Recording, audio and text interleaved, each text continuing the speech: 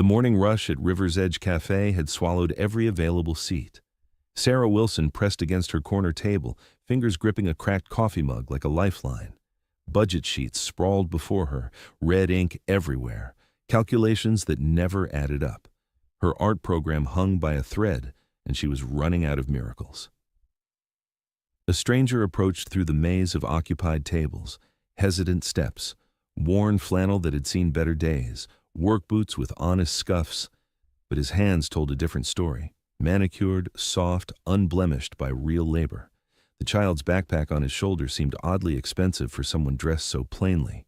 Sarah barely lifted her eyes as he gestured toward the empty chair. "Mind if I sit?" His voice carried an educated tone that didn't match his appearance. She nodded absently, too exhausted to notice the contradiction standing right in front of her. Little did Sarah know she had just invited her future to sit down. The man settled into the chair with careful movements, as if he wasn't quite used to sharing space with strangers. Sarah stole glances while pretending to focus on her paperwork. He ordered black coffee and waited without checking his phone, unusual in a world where everyone seemed permanently attached to screens. His presence felt oddly calming in the chaos of morning rush hour. Outside, autumn rain drummed against the cafe windows, turning Willow Creek's Main Street into a watercolor painting. Sarah had moved to this small Oregon town 5 years ago, drawn by its promise of community and the chance to make a real difference in young lives. Her laptop screen glowed with spreadsheets that painted a grim picture. The school district needed to cut $200,000 from their budget. Art, music, and drama programs topped the chopping block. Sarah had spent weeks crafting proposals, researching grants, even considering dipping into her meager savings. Nothing seemed enough to save what her students needed most. "Rough morning?" The stranger's voice cut through her spiral of worry. Sarah looked up, surprised by the genuine concern in his dark eyes. "Just trying to save something that matters," she replied, gesturing at her laptop.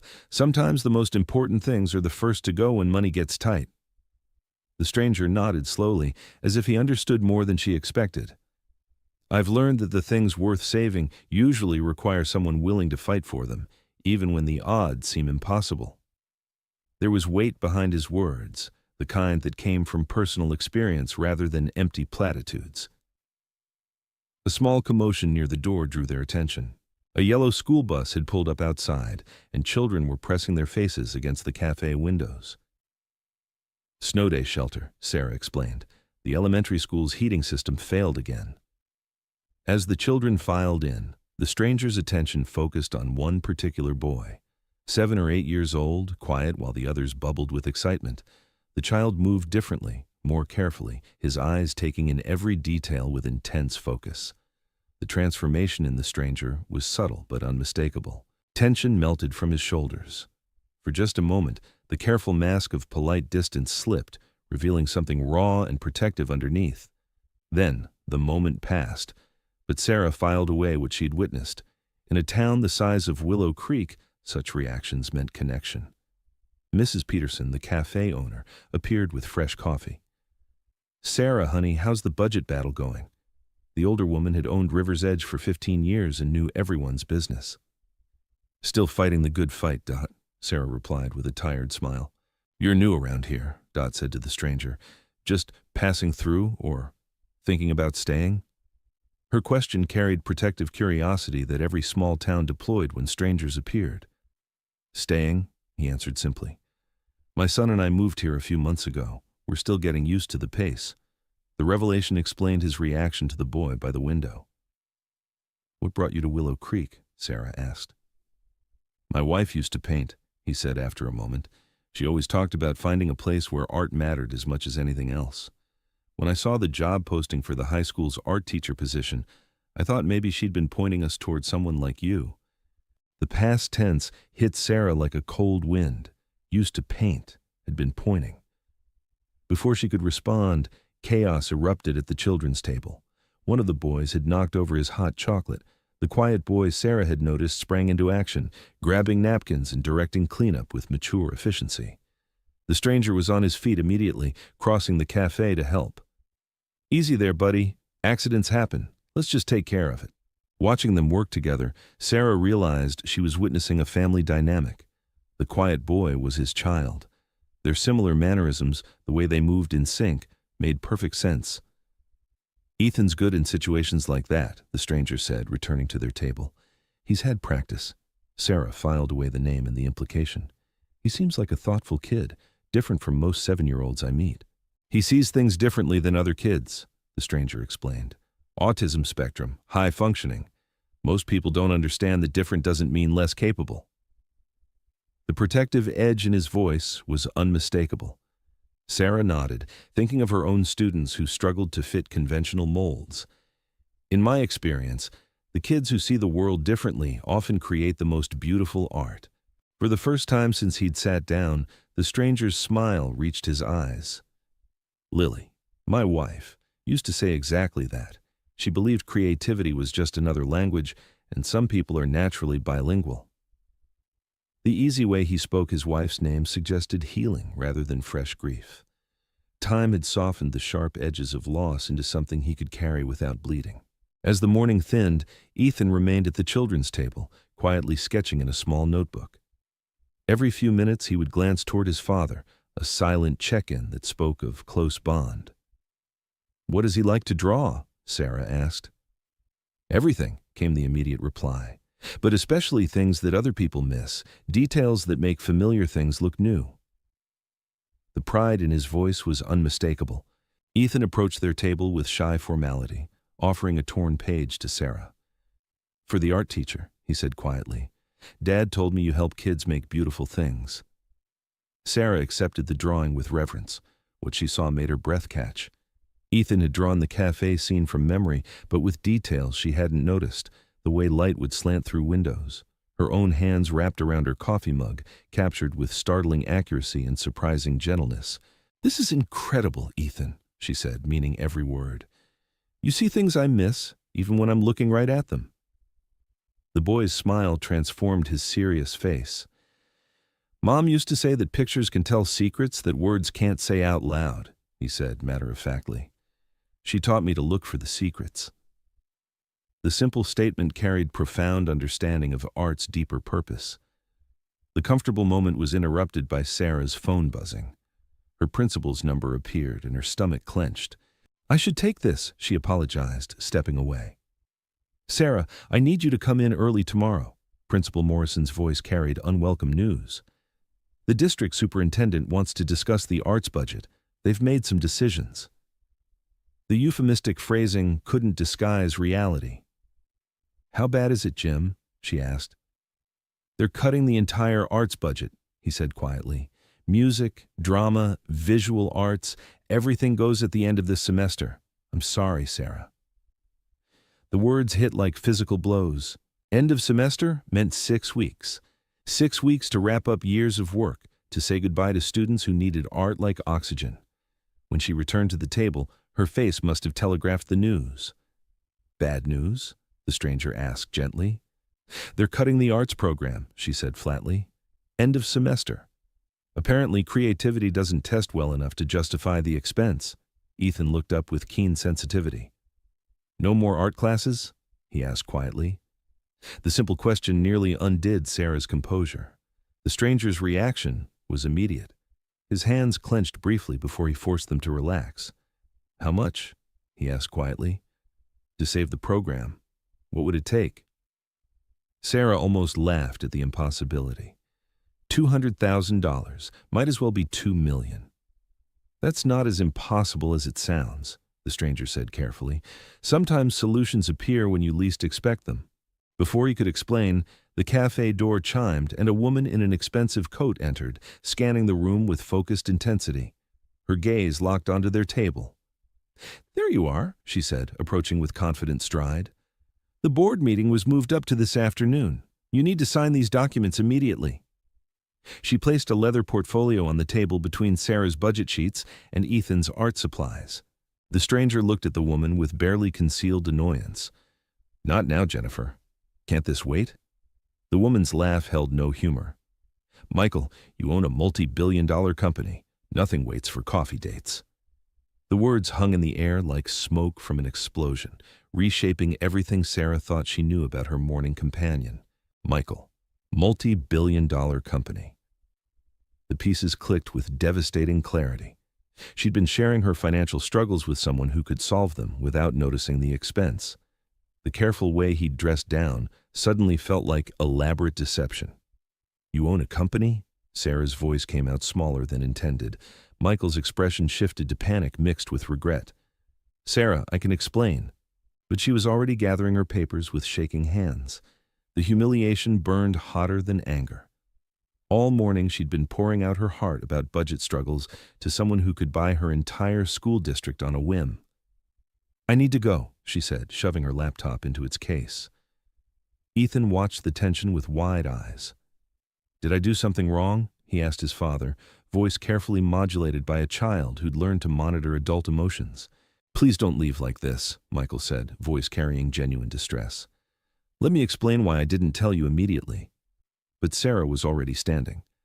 "There's nothing to explain. You're entitled to your privacy. I just need to figure out how to tell my students that art class is ending." Jennifer watched with detached interest. "Michael, we really don't have time for this. The helicopter is waiting." "Helicopter?" "Of course." As Sarah headed for the door, Ethan's voice stopped her. "Wait, please." The 7-year-old approached with something in his hands. "You forgot your drawing." He held out the sketch he'd given her earlier. "I made it for you because Dad said you help kids who see things differently. Like me." His simple words carried more weight than any adult explanation. Sarah knelt to Ethan's level, accepting the drawing with hands that had stopped shaking. Whatever his father's deceptions, this child's gesture was genuine.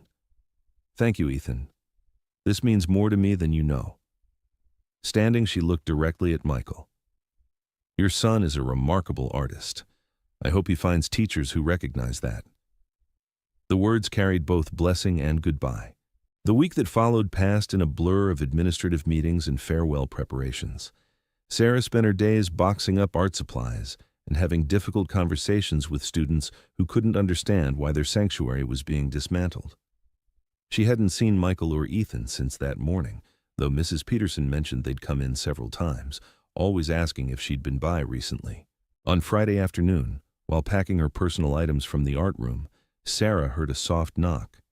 She turned to find Ethan standing in the entrance, holding a large piece of drawing paper. "Miss Sarah? Could I show you something?" His father was nowhere to be seen. "Of course, Ethan," she said. "What have you been working on?" When he turned the paper around, Sarah's breath caught. He'd drawn the cafe scene again, but from a different perspective.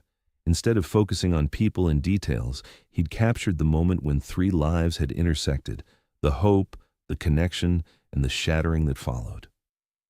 "I drew what I saw that day," Ethan explained matter-of-factly. "Dad was happy for the first time since Mom died. You were scared, but hoping for something good. And then the scary lady came and made everyone sad again." "This is beautiful, Ethan," Sarah said, kneeling to his level. "And very wise," the boy nodded solemnly. "Dad said I should ask you something, but only if I wanted to, and only if it felt right." His careful phrasing suggested a rehearsed but not scripted conversation. "What did you want to ask?" "Would you teach me to paint like Mom did? Dad found all her old art stuff, and he said maybe someone who understood about making beautiful things could show me how to use it properly." Before Sarah could respond, familiar footsteps echoed in the hallway.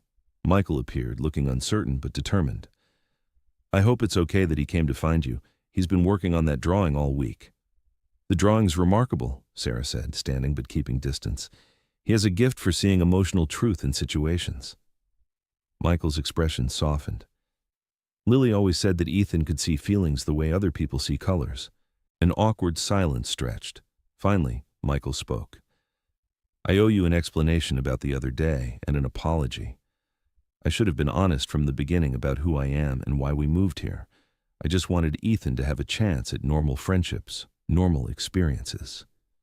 "I understand the impulse," Sarah said carefully, "but hiding that much money from someone struggling with budget cuts felt cruel, even if that wasn't your intention." Michael winced, but didn't argue. "You're right. It was thoughtless at best. I'm not used to thinking about how wealth affects other people because I spend most of my time around people who have similar resources." The honest admission revealed more about his isolated world than he probably intended. "What exactly do you do?" Sarah asked. "Artificial intelligence," Michael said simply. "I founded a company that develops AI solutions for healthcare and education. We've been successful beyond anything I originally imagined." Sarah had heard of breakthrough AI companies that transformed industries overnight. The idea that she'd been sharing coffee with someone at the center of that revolution felt surreal. "And you moved to Willow Creek because—" Michael's expression grew soft as he looked at his son. "Because Lily made me promise that if anything happened to her, I'd make sure Ethan grew up somewhere that valued creativity as much as achievement. She was worried that my world would try to turn him into something he's not meant to be." Ethan, who'd been listening with characteristic patience, suddenly spoke up. "Are you going to keep teaching art, Miss Sarah, even if the school doesn't want you to anymore?" His question cut to the heart of everything Sarah had been wrestling with. "I don't know, Ethan," she answered honestly. "Dad could help," the boy said with straightforward logic. "He has lots of money and you need money to teach art. That seems easy to fix." Michael had been watching this exchange with growing intensity. Actually, Ethan might be onto something. What if there was a way to make this work that didn't involve the school district? Sarah looked at him suspiciously. "What are you thinking?" "A community art center," Michael said, enthusiasm building.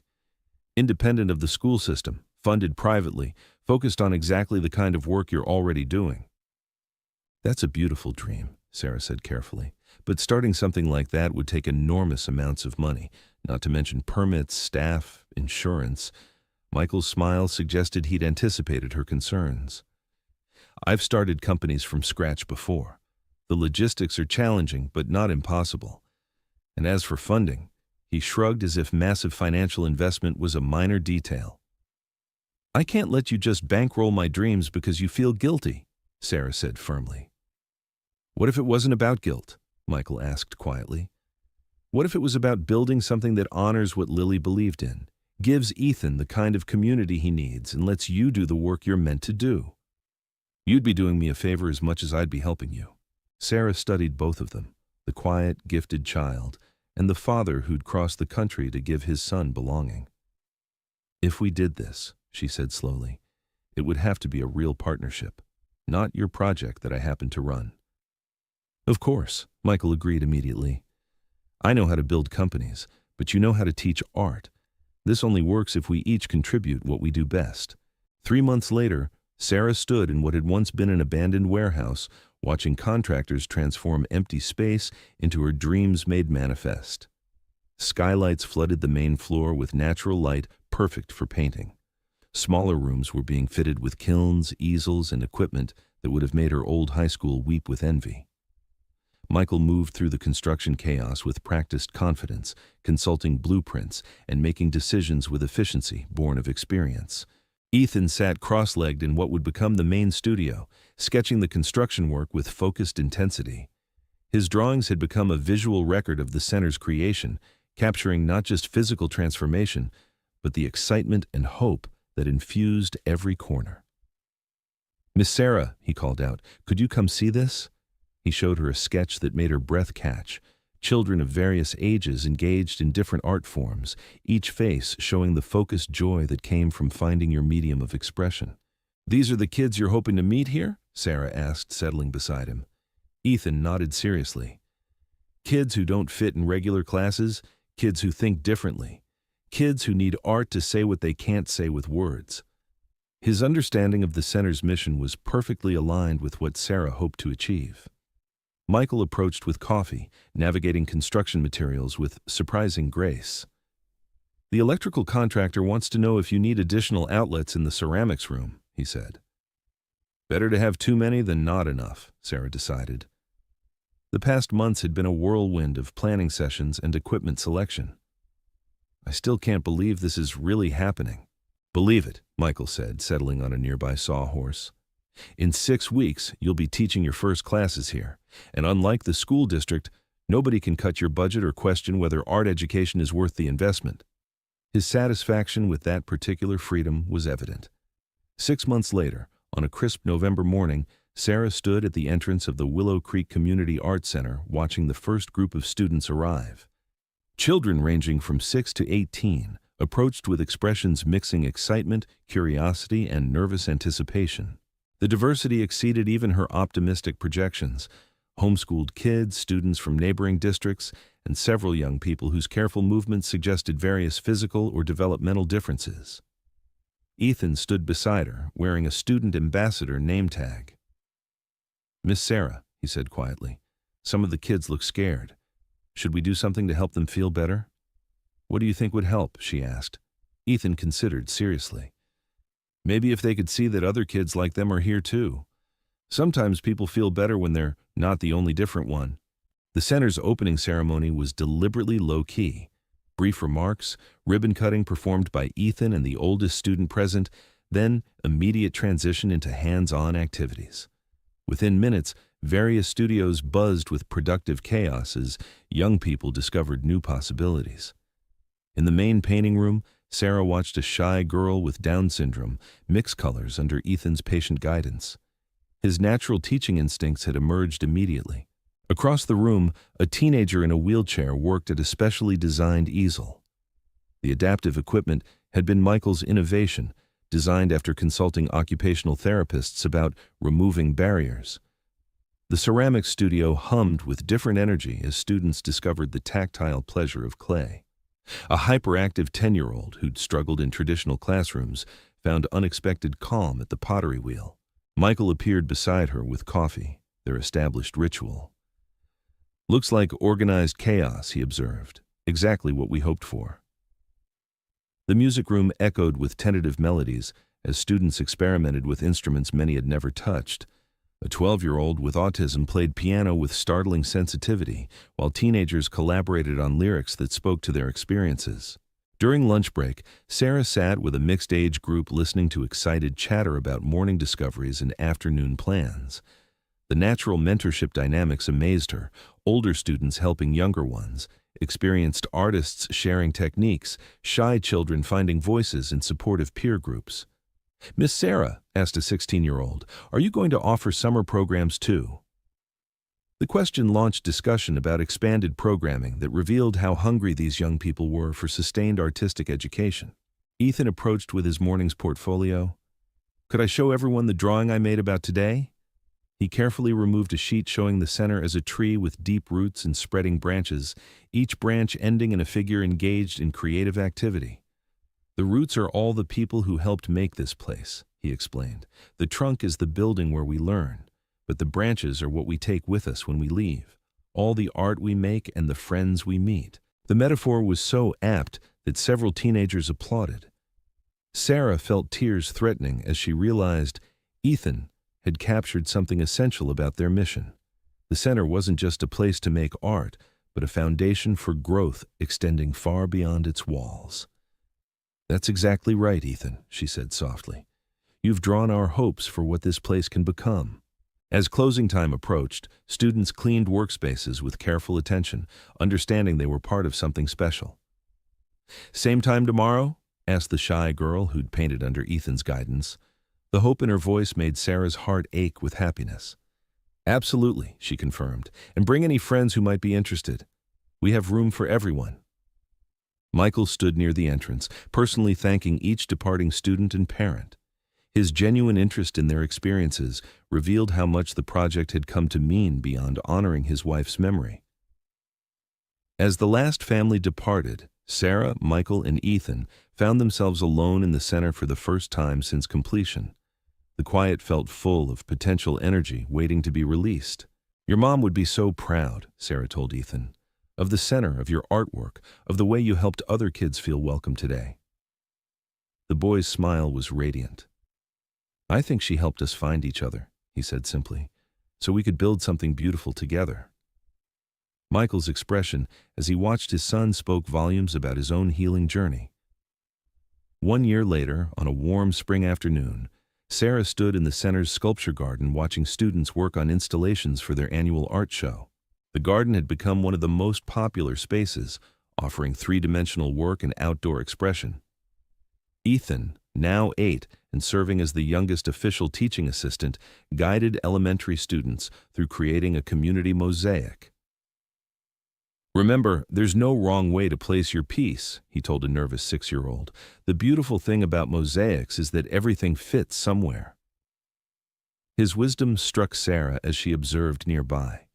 The center had become exactly what they'd envisioned, a place where every kind of artistic expression found proper context, where differences were celebrated, where creativity flourished without standardized constraints. Michael emerged carrying a wrapped object, expressions suggesting barely contained excitement. "Sarah, could you gather everyone for a minute? There's something I want to show you all."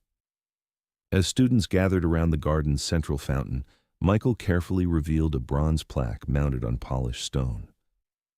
"This is something I commissioned for the center," he explained, turning it so everyone could read. Sarah read aloud. "The Willow Creek Community Arts Center, founded in memory of Lily Chen and in celebration of young artists who see the world differently. Dedicated to the belief that creativity is not a luxury, but a necessity, and that every child deserves the opportunity to discover their unique voice through artistic expression."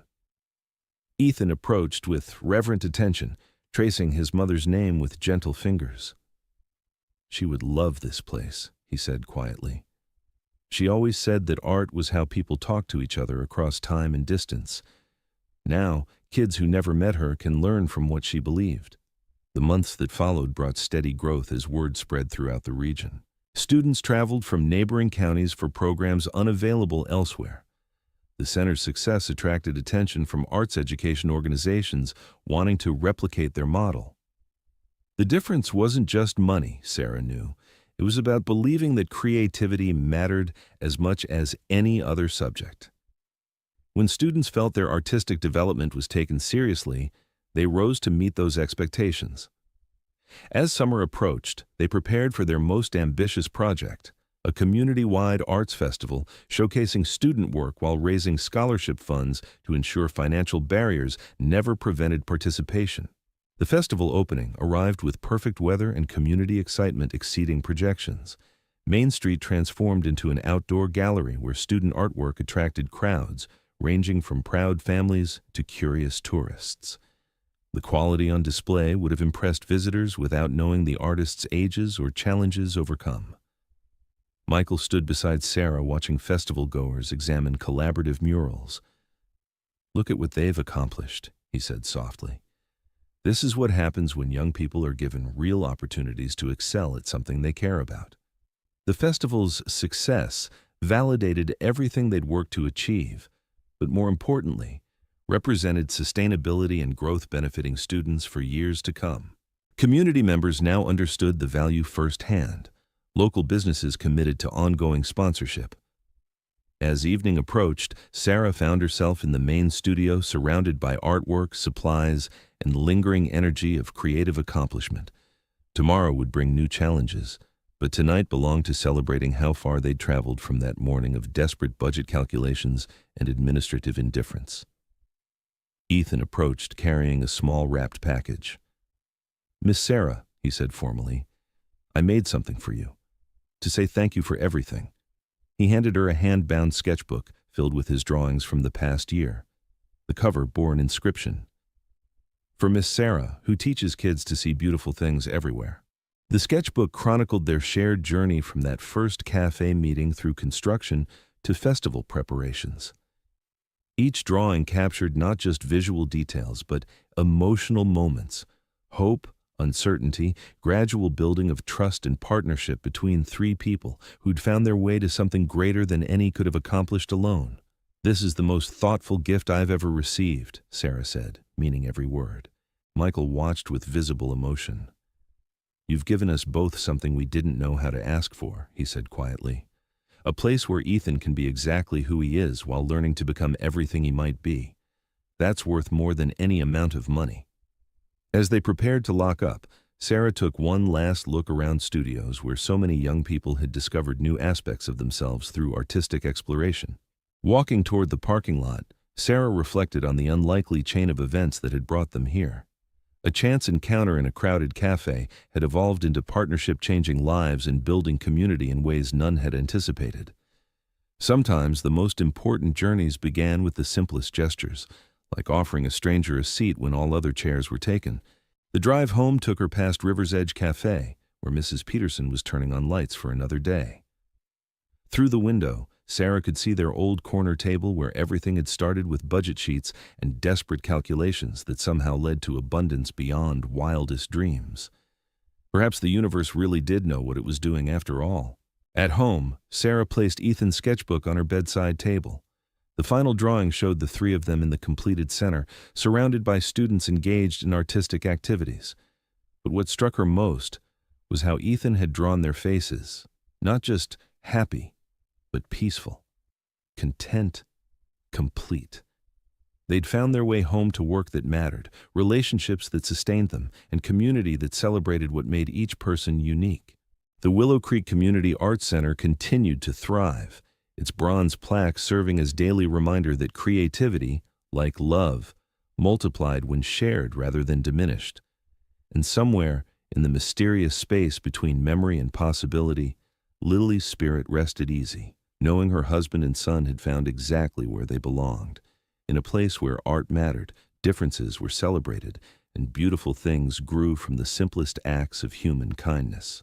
But the Steinway mocked him from the basement, its restoration nearly complete, waiting for Kate's return. The piano had been transformed under his care, new hammers installed, action regulated, strings replaced and tuned to perfect pitch. It was his finest work, a love letter written in wood and wire and ivory. But the intended recipient was gone, driven away by his fear and stubborn pride. November arrived early that year, bringing snow and bitter winds that matched Ryan's mood. He was loading boxes into his truck. They'd found a cheaper apartment across town when his phone rang. Lily's school. Emergency. Accident in the gymnasium. The words blurred together as panic flooded his system, memories of Rachel's final ambulance ride overwhelming his senses. The drive to the school passed in a haze of terror and desperate prayers. Not Lily. Please, not Lily. She was all he had left, the only good thing in his life that hadn't been touched by loss. The universe seemed determined to take everyone he loved, but surely it wouldn't be so cruel as to claim his daughter too. But the emergency wasn't Lily. It was Ryan himself. A maintenance ladder had collapsed while he was changing light bulbs in the gymnasium, sending him tumbling 12 feet to the hardwood floor. The impact had shattered his left wrist, the hand he used for delicate piano work. The surgeon's words echoed in his mind. Torn ligaments, possible nerve damage, uncertain prognosis for full recovery. Hospital rooms smelled of antiseptic and broken dreams. Ryan lay in the narrow bed, his left arm immobilized in a complex brace that looked like medieval torture device. Lily sat beside him, trying to be brave, but clearly terrified. The school's insurance would cover medical bills, but his income had evaporated. How could he repair pianos with one functional hand? The questions multiplied like viruses, each one more terrifying than the last. Physical therapy would take months, with no guarantee of success. Even if he regained some function, the fine motor control required for piano work might never return. At 35, he faced the prospect of retraining for a new career. But what skills did he possess beyond music? "Daddy, are you going to be okay?" Lily asked, her voice small and worried. Ryan forced a smile despite the pain medication making his thoughts fuzzy. "I'll be fine, sweetheart. Daddy's tough, remember?" But privately, he wondered how they'd survive this latest blow. His savings account contained less than $500. Rent was due in 2 weeks. The mathematics of desperation had never been clearer. He was drifting in medicated sleep when familiar voices penetrated his consciousness. Kate's voice, and another woman's, professional, discussing liability issues and family services with bureaucratic efficiency. Ryan's eyes snapped open to find Kate standing beside his bed, her face etched with concern and something that looked like guilt. "What are you doing here?" Ryan whispered through the fog of painkillers. Kate's smile was fragile, uncertain. "Lily called me. she admitted. She found my number in your phone. She was scared. The revelation hit Ryan like a second fall. His daughter had reached out to Kate in crisis, despite everything that had happened between them. I've been talking to the hospital administration, Kate continued, her voice carefully neutral. And the school district, about your situation. Ryan's defensive walls began rebuilding themselves, brick by brick. I don't want your charity, he said, though the words lacked conviction. I'm not offering charity, Kate replied quietly. I'm offering truth. She sat down carefully, as if afraid he might flee despite his immobilized condition. I owe you honesty, she began, about who I am and why I came into your lives. Her story emerged slowly, each revelation more painful than the last. The inheritance she'd never wanted. The technology company passed down through generations of Morrisons. Parents who'd died in a private plane crash when she was 25, leaving her heir to a fortune she'd never sought. I was supposed to be a music teacher, Kate said, her voice thick with old grief. That was my dream, helping children discover the joy of music. But suddenly I owned Morrison Tech, employed thousands of people, had responsibilities I'd never asked for. The weight of unwanted power had consumed her 20s, turning passion into obligation. The husband and son had come later, brief happiness before tragedy struck again. James was a classical violinist, Kate continued. We met at a charity concert, married within a year. Michael was born 2 years later, and for a while I thought I could have it all. Family, music, purpose. Her voice broke on their names. I was in a board meeting when the accident happened, Kate whispered. Some crisis with overseas manufacturing that seemed so important at the time. James was picking Michael up from violin lessons. A drunk driver ran a red light at 60 miles per hour. They died instantly. The guilt in her voice was so raw that Ryan forgot his own pain. I told myself their deaths were punishment for neglecting them. Kate continued. For choosing corporate responsibility over family time. So I threw myself into philanthropy, trying to buy forgiveness with foundation grants and educational initiatives. But money couldn't bring them back, couldn't fill the silence in my house. Ryan understood now why Kate had seemed so lost when they first met. She was running from grief, searching for meaning in other people's lives because her own felt empty. You came here to disappear, he said, and Kate nodded. I wanted to be someone else for a while, someone who mattered for reasons beyond net worth. But you do matter, Ryan said, surprising himself with the conviction in his voice. Look what you did for Lily. Look how happy you made her. Kate's tears fell freely now, years of suppressed emotion finally released. She made me happy too, she admitted. Both of you did. I remembered what it felt like to be needed for who I was, not what I owned. Their conversation was interrupted by Lily's return from the cafeteria, where a nurse had taken her for dinner. The little girl stopped short when she saw Kate, confusion and hope warring in her expression. Miss Kate, she said hesitantly. Are you really here? Kate knelt beside the child's chair, her expensive clothes wrinkling against the hospital floor. I'm here, Kate confirmed, reaching out to smooth Lily's hair. I heard you were scared, so I came. Lily threw her arms around Kate's neck, relief and joy pouring out in fresh tears. I thought you were gone forever, she sobbed. Like Mommy, I thought I made you mad. Kate held the child tight, her own tears falling into Lily's hair. You could never make me mad, Kate whispered. You're the brightest, sweetest girl in the world. I was just scared of how much I loved you and your daddy. The admission hung in the air like a bridge, spanning the distance created by pride and fear. Ryan felt his own walls crumbling as he watched Kate comfort his daughter. "I have an idea," Kate said, pulling back to look at both of them. "But first, I need you to understand something. Everything I'm about to offer comes from love, not pity, not guilt or charity or any other reason except that you're my family now, whether you want to be or not." Her proposal was impossible, too generous to be real. Kate had spent weeks researching opportunities, calling in favors, creating possibilities that didn't exist before.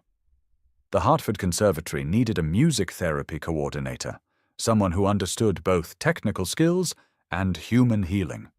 The position came with faculty housing, excellent benefits, and a pipeline to graduate school for gifted children. "The salary is modest by foundation standards," Kate explained, "but comfortable for a family. And there's funding for Lily's education through college." Ryan's eyes widened. "Why would they offer this to me? I'm just a piano repairman with a broken hand." Kate's smile was radiant. "Because I'm endowing the program, and because you're exactly what they need, someone who's lived through loss and found beauty again. The opportunity was everything Ryan had dreamed of and thought lost forever. A chance to use music for healing, to help others navigate the grief he knew so intimately. But accepting meant acknowledging Kate's generosity, admitting he needed help. Pride and pragmatism warred in his chest as he stared at her hopeful face. "There's one more thing," Kate said quietly. "I've decided to step back from active management of Morrison Foundation. I'm enrolling in graduate school myself, music education and therapy. I want to do what I was meant to do before life got complicated." Her decision surprised him. "You'd give up running a billion-dollar foundation to go back to school? I'd give up everything to have a chance at real happiness," Kate replied, her eyes never leaving his. "I'd rather teach children and come home to people I love than rule an empire from an empty penthouse." The choice seemed impossible to Ryan, sacrificing power and prestige for ordinary joy. But Kate's expression suggested she'd already found her answer. "What about us?" Lily asked, her 8-year-old directness cutting through adult complications. "Will we be a family? Like before, but for real this time?" Kate looked at Ryan, hope and fear mingling in her eyes. "That depends on your father," she said softly. "I've made my choice. Now he has to make his." Ryan studied the two people who'd become his world. Kate with her generous heart and complicated past. Lily with her innocent faith in second chances. His pride demanded independence, but love demanded honesty. They needed Kate as much as she needed them. More importantly, they wanted her, not her money or status, but her presence in their lives. "Yes," Ryan said simply, the word carrying 3 years of grief and a lifetime of hope. "Yes to all of it. To the job, to the future, to us." Kate's smile could have powered the hospital, brilliant with joy and relief. Lily cheered as if her team had won the championship, bouncing in her chair with excitement. "There's just one condition," Ryan added, his voice growing serious. Kate's expression grew wary. "What condition?" she asked. "No more secrets," Ryan said firmly. "No more hiding who you are or where you come from. If we're going to be family, we need honesty." Kate nodded eagerly. "No more secrets," she agreed. "Complete transparency from now on." 6 months later, their apartment at Hartford Conservatory felt like the home Ryan had always imagined. The space was modest but comfortable. 2 bedrooms, a living area dominated by the restored Steinway, and a small office where both he and Kate could work. Sunlight streamed through tall windows, illuminating sheet music scattered across surfaces and Lily's artwork covering the refrigerator. Ryan's hand had healed better than expected, though complex piano work remained challenging. It didn't matter. His new position teaching music therapy to trauma survivors satisfied him in ways that pure performance never had. He helped veterans process PTSD through improvisation, guided grieving families toward healing through shared melodies, taught children with autism to communicate through rhythm and sound. Kate had transformed too, her designer wardrobe replaced by comfortable teaching clothes, her corporate authority channeled into passionate advocacy for her students. She'd enrolled in a joint master's program, studying both music education and childhood development. Her vast wealth remained, but it no longer defined her. She'd learned to value presence over presence, time over treasure. Their basement apartment had become a workshop where donated instruments found new life. Kate and Ryan taught side by side, their different approaches complementing each other perfectly. She brought academic knowledge and infinite patience. He contributed intuitive understanding and hard-won empathy. Together, they created something neither could have achieved alone. The conservatory students knew their story. The billionaire who'd chosen love over luxury, the widower who'd found his voice again, the little girl who'd helped two wounded adults remember how to trust. But the legend mattered less than the reality. 3 people who'd created family from choice rather than obligation, who'd learned that healing happened through connection. One evening, as spring rain drummed against their windows, Ryan found Kate sitting at the Steinway. She was playing hesitantly, her fingers searching for half-remembered melodies from childhood. The music was simple but heartfelt, filled with the kind of beauty that came from genuine emotion rather than technical perfection. "I haven't played in 15 years," Kate admitted as Ryan joined her on the bench. "I was afraid I'd forgotten how to make music without pain." Ryan's recovered hand found hers on the keys, guiding her through a simple duet he'd been teaching Lily. Their fingers moved together, creating harmony from individual notes. "Music isn't about perfection," Ryan said, echoing words Kate had once spoken to his daughter. "It's about connection, about sharing something true." They played until Lily appeared in her pajamas, drawn by the sound of music floating through their home. She squeezed between them on the bench, her small hands finding space on the keys. The melody became a 3-part conversation, each voice distinct but harmonious. This was their family now, not built on blood or obligation, but on choice and daily commitment to love. The music they created together would never fill concert halls or win prestigious awards, but it filled their home with joy and their hearts with purpose. Later, after Lily had been tucked into bed with stories and kisses, Kate and Ryan sat in comfortable silence.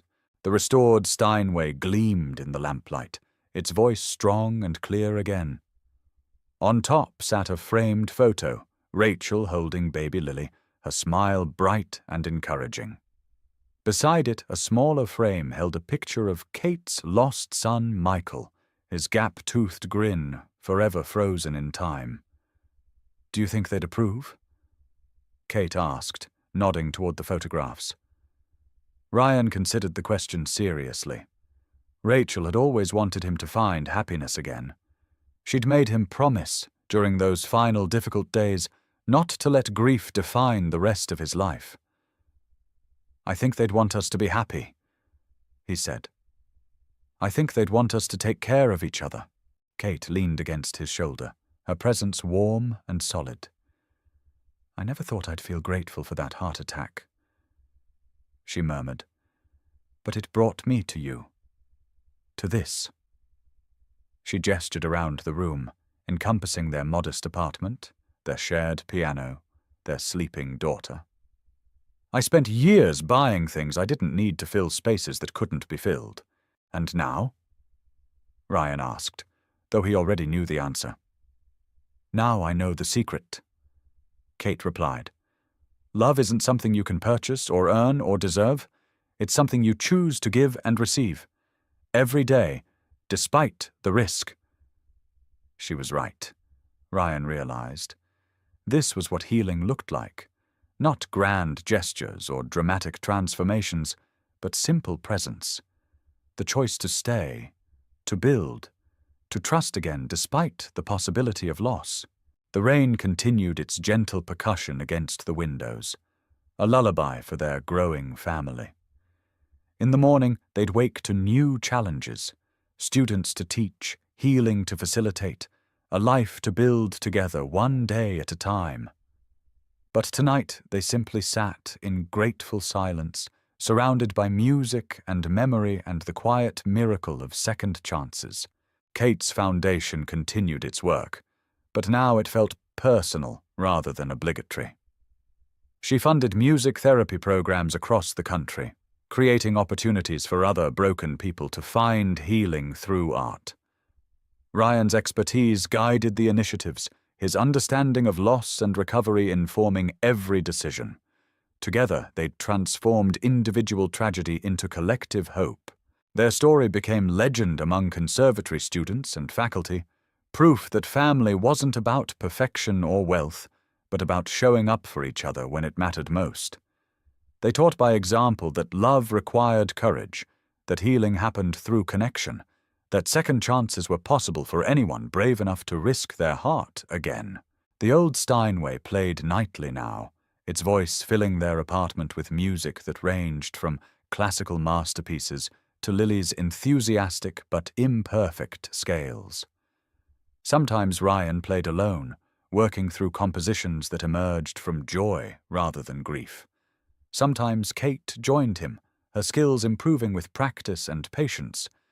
And sometimes all three crowded onto the bench, creating beautiful chaos that somehow resolved into harmony.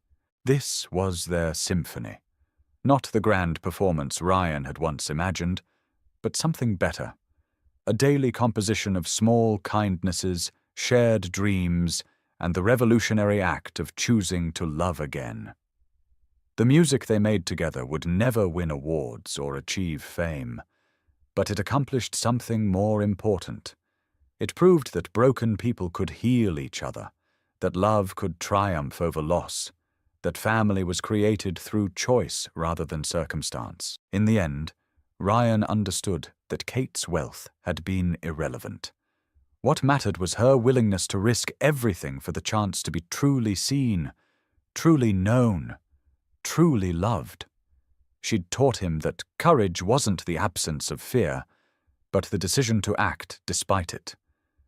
And he'd shown her that worthiness wasn't measured in dollars or achievements, but in the simple act of opening your heart to another person. Their love story would never make headlines or inspire movies. It was too quiet, too ordinary, too real. But it was theirs, built on honesty, sustained by choice, and enriched by the daily miracle of three people choosing to heal together. And in their modest apartment, surrounded by rescued instruments and restored dreams, they'd found something rarer than wealth. They'd found home,